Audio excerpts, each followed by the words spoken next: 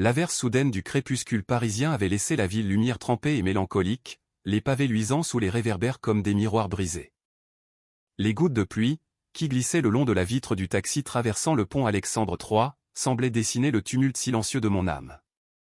Je traînais ma valise Louis Vuitton vers le hall de notre immeuble haussmannien, une petite bulle de joie pétillant dans ma poitrine, tel un champagne millésimé qu'on s'apprête à sabrer. Mon voyage d'affaires à Lyon s'était terminé un jour plus tôt que prévu. Ce contrat, d'une complexité byzantine, avait enfin été signé avec succès autour d'un déjeuner gastronomique. Depuis 10 ans, je m'étais dévoué corps et âme à ma carrière, soutenant financièrement toute la famille, me métamorphosant d'une jeune fille fragile en une femme d'affaires redoutable de la défense, tout cela pour qu'Adrien, mon mari, puisse garder la tête haute dans les cercles mondains. Je m'étais promis que ce soir, je préparerais un bœuf bourguignon mijoté pour compenser ces jours de plat traiteur. La fatigue du TGV sembla s'évaporer à l'idée de son sourire. Cependant, mes talons claquèrent et s'immobilisèrent net en entrant dans le parking souterrain sécurisé, à l'emplacement B15, ce carré de béton pour lequel nous avions déboursé une fortune dans le 16e arrondissement. Là, au lieu d'attendre sagement ma berline, reposait une Fiat 500 rouge vif, impertinente. Je plissai les yeux pour lire la plaque d'immatriculation et un frisson glacé me parcourut l'échine. C'était la voiture de Chloé, ma belle-sœur. Nous étions mardi. Gabriel, mon jeune frère, supervisait un chantier en banlieue. Chloé devrait être à son bureau ou chez ses parents. Pourquoi était-elle ici? Une vague suspicion, amère comme un café trop serré, émergea, mais je la chassai, me rassurant avec l'idée qu'elle était peut-être venue déposer quelque chose pour Gabriel. L'ascenseur m'emporta dans un silence feutré. Je contemplais mon reflet dans le miroir en laiton, une femme de 35 ans dans un tailleur Chanel impeccable, mais dont le visage trahissait l'usure du temps et des nuits blanches.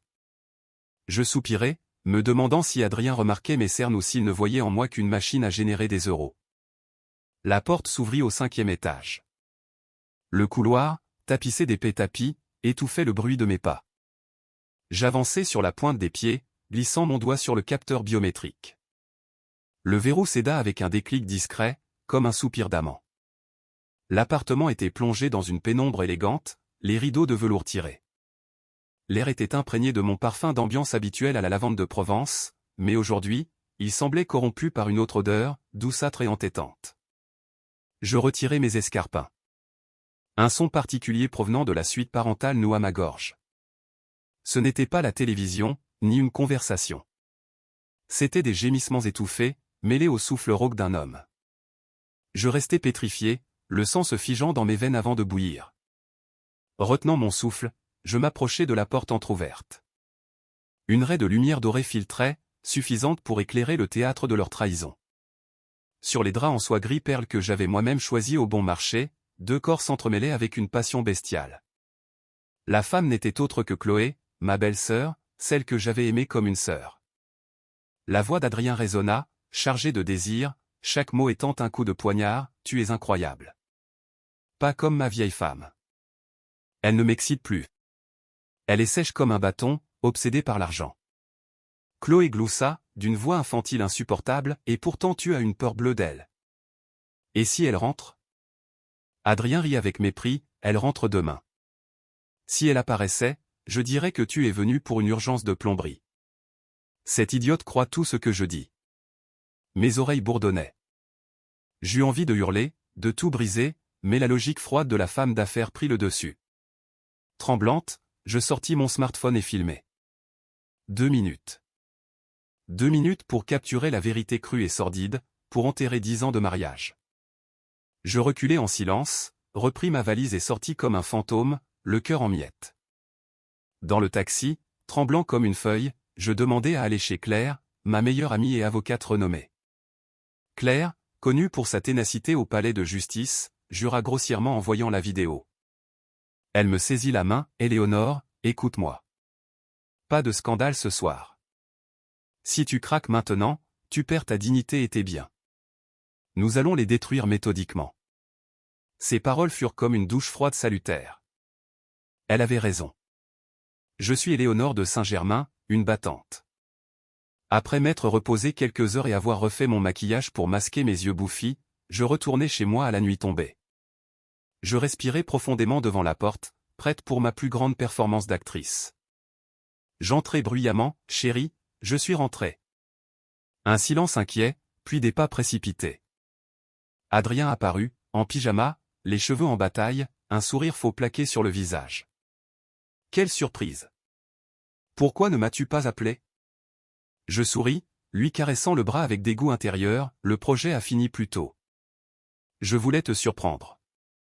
Il m'embrassa, et mon odorat détecta immédiatement le parfum J'adore de Dior, la signature de Chloé. Une preuve olfactive irréfutable. Je prétextai la fatigue pour aller à la chambre. Là, les draps gris avaient disparu, remplacés par un vieux jeu en coton rose bon marché. J'ai renversé du café, mentit Adrien maladroitement. Je feignis de le croire. Sous la douche, je ne pleurais pas. Je me regardais dans le miroir, les yeux secs et froids. Cette nuit-là, alors qu'il ronflait, je déverrouillai son téléphone avec la date de naissance de Chloé. Bingo. WhatsApp, photos, applications bancaires. J'y découvris des transferts d'argent astronomiques pour des bijoux et des hôtels, l'argent que j'avais gagné à la sueur de mon front, détourné pour sa maîtresse. Le lendemain matin, je préparais le petit déjeuner avec un calme olympien. Tiens, j'ai vu la voiture de Chloé hier en rentrant. Bizarre, non? Adrien faillit s'étouffer avec son croissant. Ah! Elle a dû passer déposer un truc pour Gabriel. Sa maladresse était pathétique. Les jours suivants, je jouais avec ses nerfs. Je rentrais tard exprès. Lors d'un dîner, je lançais, le concierge m'a dit t'avoir vu sortir en pleine nuit. Tu es somnambule? Adrien pâlit, inventant des excuses ridicules. Je voyais la peur grandir dans ses yeux, cette terreur de perdre son confort bourgeois. Je passais à l'étape suivante, l'argent.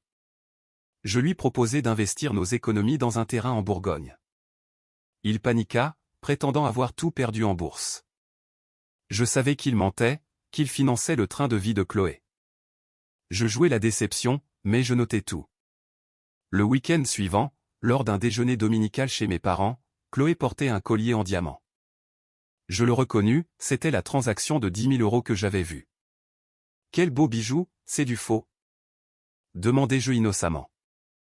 Oui, de la breloque, bafouilla-t-elle, terrifiée. Gabriel, mon frère naïf et aimant, sourit, fier de sa femme économe.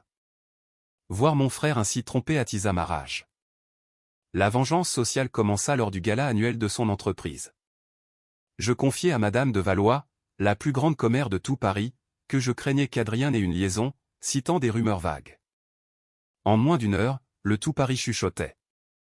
Adrien rentra le soir, furieux et effrayé par les regards de ses collègues. Je le consolai hypocritement, lui conseillant d'ignorer les médisances, ce qui ne fit qu'accroître sa paranoïa.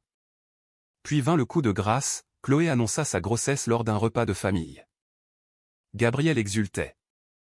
Adrien, lui, manqua de s'évanouir. Je vis la terreur pure dans son regard. Je savais qu'il se voyait en cachette pendant l'absence de Gabriel. Je glissai subtilement, avec les échographies modernes, on pourra savoir la date exacte de conception, pour vérifier si ça coïncide avec le retour de Gabriel. Cette phrase fut une bombe à retardement. La méfiance s'installa entre les deux amants. Chloé, paniquée, commença à harceler Adrien. Adrien, se sentant piégé, commença à la détester. Je mis en place le piège final. J'appelai Gabriel, prétextant vouloir aider Chloé en contactant une amie infirmière pour vérifier son dossier médical.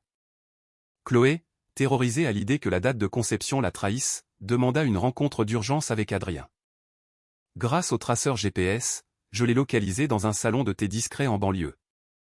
J'envoyai un message anonyme à Gabriel, ta femme et ton beau-frère sont au salon bleu. Va voir de qui est vraiment l'enfant. Gabriel, fou de douleur, débarqua. Il les trouva en pleine dispute, Adrien tentant d'acheter le silence de Chloé.